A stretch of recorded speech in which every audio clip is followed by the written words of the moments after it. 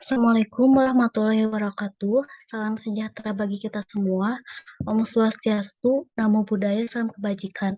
Yang saya hormati Bapak Dr. Apriwandi, SEMSC AKTCA, selaku dosen pengampu mata kuliah Audit Sistem Informasi. Pertama-tama, perkenalkan kami dari kelompok 5 yang beranggotakan Gilman Adrian, dengan NPM 0119101028 dan saya sendiri Rizka Khalifah dengan NPM 0119101163. Kami akan membahas tentang teknik audit berbantuan komputer. Untuk materi pertama akan disampaikan oleh Gilman.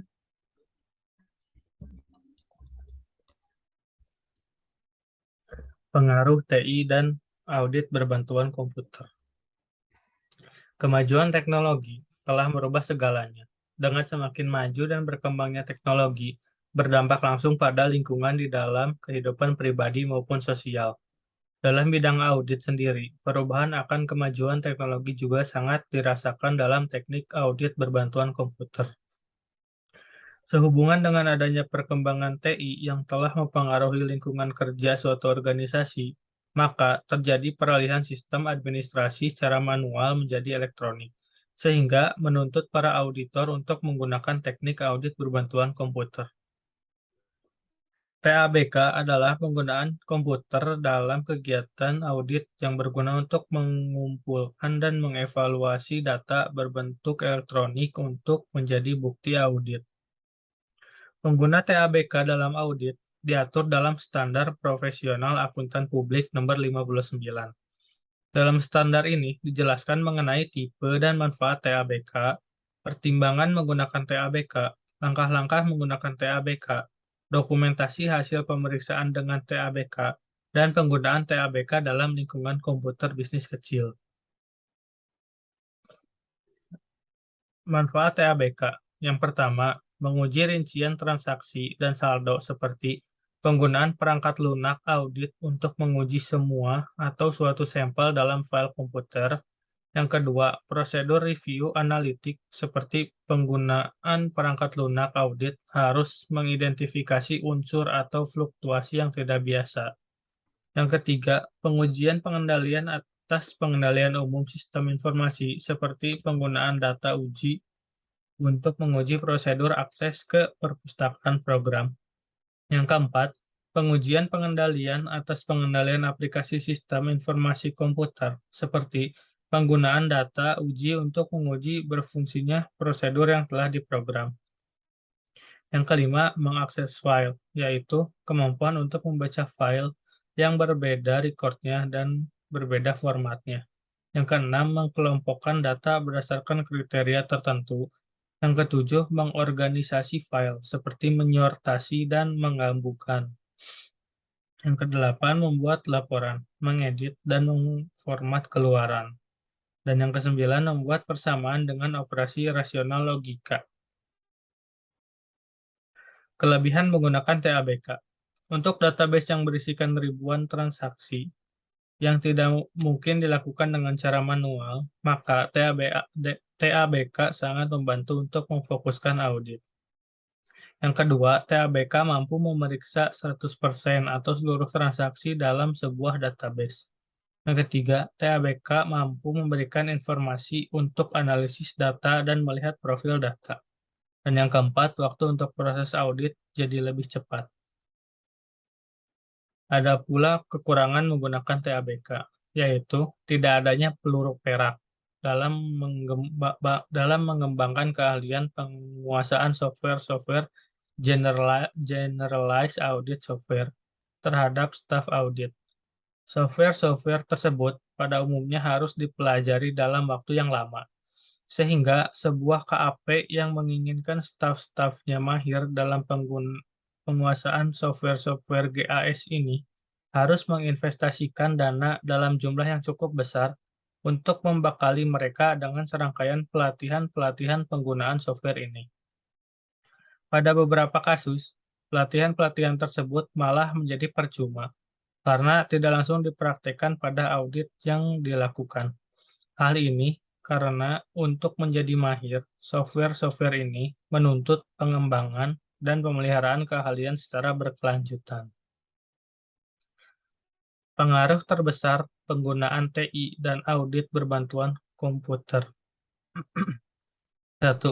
Perubahan bentuk informasi sebagai bukti audit dari informasi yang menggunakan kertas atau visual menjadi bentuk elektronik atau non-visual yang tersimpan dalam media penyimpanan komputer. Yang kedua, perubahan bentuk bukti audit tersebut pada gilirannya juga mempengaruhi cara memperoleh bukti audit dan cara mengevaluasi bukti audit yang telah diperoleh tersebut. Yang ketiga, volume data yang tersimpan pada sebuah perusahaan, apalagi perusahaan multinasional misalnya, telah mencapai ukuran yang sangat besar, yaitu mencapai kapasitas terabyte, bahkan mungkin petabyte. Yang keempat, perubahan jejak audit, yakni suatu mekanisme yang memungkinkan pelacakan kronologis suatu transaksi dari awal sampai akhir ataupun sebaliknya. Yang kelima, adanya perubahan struktur pengendalian internal perusahaan, terutama yang berkaitan dengan pengolahan data. Perkembangan dalam menggunakan TABK. Menurut Natalia Tangke, dalam publikasi jurnalnya, bahwa penerapan TABK bagi auditor atau pengguna akan terlaksana dengan baik apabila didukung dengan bagaimana, yang pertama, persepsi pengguna terhadap kemudahan dalam menggunakan TABK, yang kedua, persepsi pengguna terhadap kegunaan TABK, yang ketiga, sikap pengguna terhadap pengguna TABK, dan yang keempat, penerimaan pengguna terhadap TABK. Pada waktu merencanakan audit, auditor harus mempertimbangkan suatu kombinasi antara teknik audit secara manual dan TABK. Dalam menentukan apakah audit perlu menggunakan TABK, dengan mempertimbangkan beberapa faktor, yaitu pengetahuan, keahlian, dan pengalaman komputer yang dimiliki oleh auditor. Yang kedua, tersedianya proses bisnis entitas audit berbasis elektronik. Yang keempat, efektivitas anggaran dan efisiensi waktu. Dan yang terakhir, kendala pelaksanaan. Selanjutnya akan dijelaskan oleh teman saya, Rizka. Selanjutnya, proses audit berbantuan komputer. Secara umum, teknik audit berbantuan komputer atau TABK adalah setiap penggunaan teknologi informasi sebagai alat bantu dalam kegiatan audit. TABK dapat juga didefinisikan sebagai penggunaan perangkat dan teknik untuk mengaudit aplikasi komputer, serta mengambil dan menganalisis data. Dengan kata lain, TABK merupakan perangkat dan teknik yang digunakan untuk menguji baik secara langsung maupun tidak langsung logika internal dari suatu aplikasi komputer yang digunakan untuk mengolah data. Yang pertama ada uji kepatuhan terhadap prosedur yang berlaku seperti otorisasi, kelengkapan, dan keakuratan. Yang kedua ada uji substantif, yaitu uji terhadap transaksi dan hasil pengolahan. Yang ketiga ada pengolahan kembali transaksi dalam prosedur pengujian kepatuhan atau substantif. Selanjutnya, tahap-tahap yang dilaksanakan dalam audit progres. Yang pertama ada tahap perencanaan audit. Setiap audit menghendaki cakupan audit yang disesuaikan dengan tujuan audit. Pentingnya cakupan audit adalah untuk memahami organisasi dan departemen pemrosesan data yang akan diaudit. Yang kedua ada survei pendahuluan. Survei pendahuluan ini membantu auditor untuk mengidentifikasikan problem area, dan operasi ini penting untuk kesuksesan pengauditan Departemen Pemrosesan Data. Setelah survei pendahuluan, auditor dapat menentukan tingkat kompleksitas audit operasional. Tahap pendahuluan dalam audit operasional merupakan dasar untuk pengujian audit terinci. Tahap audit terinci yaitu kunci kegiatan untuk menguji dan mengevaluasi selama tahap audit, yaitu meliputi fungsi pengorganisasian pemrosesan informasi, praktek dan kebijakan sumber daya manusia, pengoperasian komputer, pertimbangan pengembangan dan implementasi sistem, dan penerapan sistem pengoperasian. Selanjutnya, laporan audit didistribusikan pada manajemen dan dewan audit. Isi dari laporan tersebut bervariasi sesuai dengan tujuan manajemen. Aplikasi audit berbantuan komputer. Ada dua tipe TABK yang lebih umum digunakan dalam audit. Yang pertama ada perangkat lunak audit atau audit software yang digunakan oleh auditor untuk mengolah data audit dan sistem akuntansi perusahaan. Perangkat lunaknya dibagi menjadi dua, yaitu program pakar dan program utilitas. Program pakar didesain untuk melakukan pelaksanaan audit pada kondisi yang mengharuskan penggunaan program atau pada kondisi tertentu.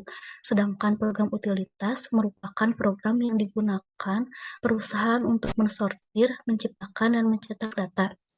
Yang kedua ada data uji atau tes data yang digunakan dengan tujuan untuk menginput data ke dalam program komputer perusahaan. Ketika output diperoleh, harus melakukan perbandingan dengan output yang ditemukan sebelumnya. Misalnya, seperti menguji kontrol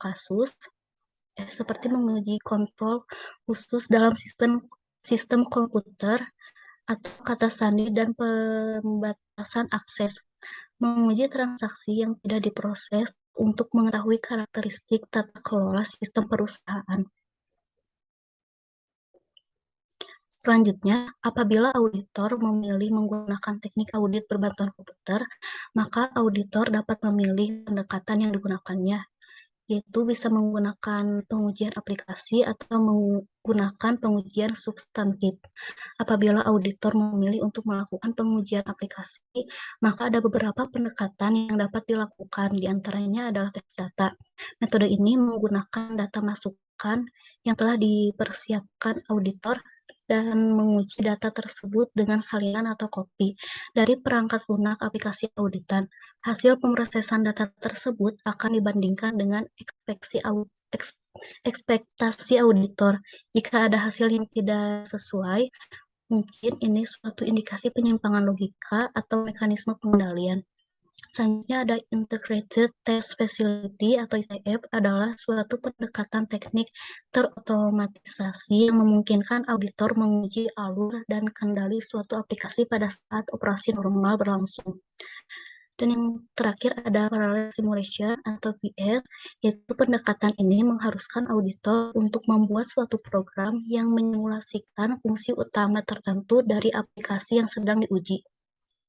Sedangkan untuk melakukan pengujian substantif, maka auditor dapat memilih teknik Embedded Audit Module, yaitu merupakan suatu teknik di mana satu atau lebih modul program tertentu diletakkan di suatu mencatat secara tersendiri serangkaian transaksi yang telah ditentukan ke dalam file yang akan dibaca oleh auditor. Dan yang terakhir ada Generalized Audit Software atau GIS adalah pendekatan yang menggunakan suatu perangkat lunak tertentu yang dimanfaatkan untuk menyeleksi, mengakses, mengorganisasikan data untuk kepentingan pengujian substantif. Pendekatan ini memungkinkan auditor untuk mengakses dan mengambil berbagai file data ke dalam komputer untuk kemudian melakukan berbagai pengujian yang diperlukan. Pendekatan ini merupakan teknik yang paling populer karena relatif mudah dan tidak diperlukan kemampuan teknik komputasi yang cukup mendalam. Software GIS yang saat ini beredar dan digunakan oleh kantor-kantor akuntan publik di seluruh dunia. Ada Audit Common Language, yaitu perangkat lunak yang termasuk dalam kategori GIS. ACL ini didesain untuk mengumpulkan, melakukan analisa, serta mengevaluasi bukti yang dihasilkan dari pemrosesan transaksi perusahaan dan juga membantu menyiapkan serta menghasilkan laporan audit. Selanjutnya ada Interactive Data Analysis Software, yaitu merupakan software audit yang dapat digunakan untuk membuat rekonsiliasi, investigasi kecurangan, internal atau operational audit, pemindahan file, mempersiapkan laporan manajemen, dan analisis lainnya, termasuk menelusuri security log. Ada Audit Program Generator, itu meninjau daftar pengungkapan dan tingkat kepatuhan terhadap perpajakan. Hal ini dapat membantu auditor memastikan bahwa laporan keuangan memenuhi semua unsur pengungkapan dan bahwa perusahaan klien telah mematuhi peraturan perpajakan yang berlaku. Selanjutnya ada Microsoft Excel yang sebenarnya hampir sama dengan software JS yang lain, yaitu setelah file data diimport atau disalin, maka selanjutnya dapat dilakukan pengolahan atau manipulasi data sesuai keperluan audit yang dilakukan, tentunya dengan menginputkan formula-formula yang diperlukan. Ada audit isi, yaitu software yang digunakan untuk mengembangkan dan melakukan audit kepatuhan internal dan eksternal, teknologi informasi pemerintahan. Selanjutnya, ada ER Start, yaitu mengidentifikasi duplikasi, selisih-selisih, jumlah populasi, klasifikasi, dan stratifikasi data, Univariate Statistic, menentukan ukuran sampel, persentil atau quartile, histogram, dan lainnya. Ada KISAK, yaitu menjadwalkan, mengelola analisis, dan mengadakan internal audit, penilaian, pengujian, dan pemeriksaan. Software ini didesain untuk mengorganisasikan, melangsungkan, mendokumentasikan, dan melaporkan dalam internal audit dan external audit. Ada Random Audit Assistant, yaitu software untuk mendapatkan sampel audit yang valid dari batasan audit yang telah ditetapkan. Ada Randstart, yaitu software statistik yang didesain untuk membantu auditor dalam menetapkan sampel audit secara acak dan mengevaluasi hasilnya. Ada auto audit, yaitu software ini memungkinkan departemen audit untuk menyelesaikan pekerjaan mereka dalam satu database dengan fasilitas untuk menaksir risiko, perencanaan, penjadwalan, kertas kerja, dan lainnya. Maka menggunakan software ini merupakan pilihan yang tepat untuk sebuah departemen audit. Dan yang terakhir ada GRC On Demand, yaitu software dengan kegunaan untuk manajemen pengendalian keuangan, otomatisasi audit, risiko manajemen, teknologi, informasi pemerintahan.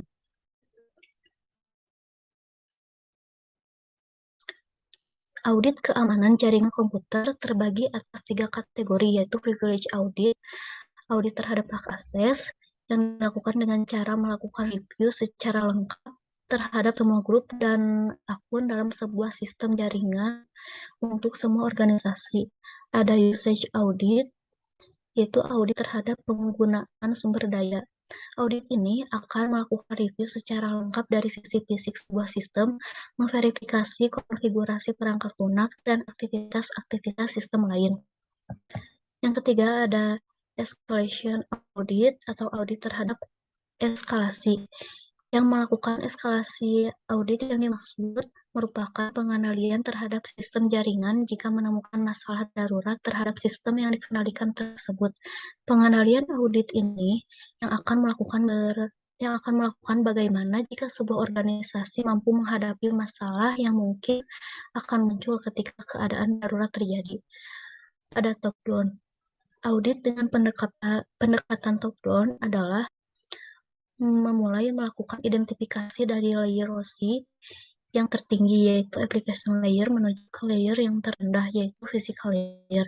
Berarti audit dilakukan dari perangkat lunak atau software aplikasi komunikasi dan berakhir di infrastruktur komunikasi.